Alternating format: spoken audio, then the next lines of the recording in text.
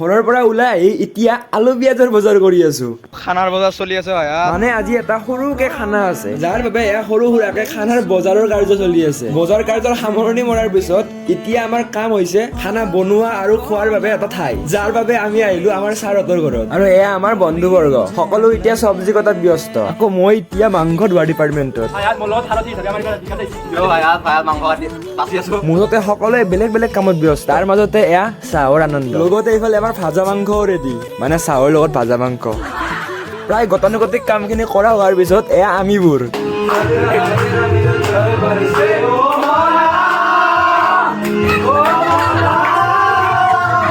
আমাৰ গান শুনি এইফালে বৰষুণে আহি গ'ল। এখেত ছাৰ আজিৰ আমাৰ মেইন ৰান্ধনী, বাকী ছাপৰ্টিং ৰান্ধনীও আছে।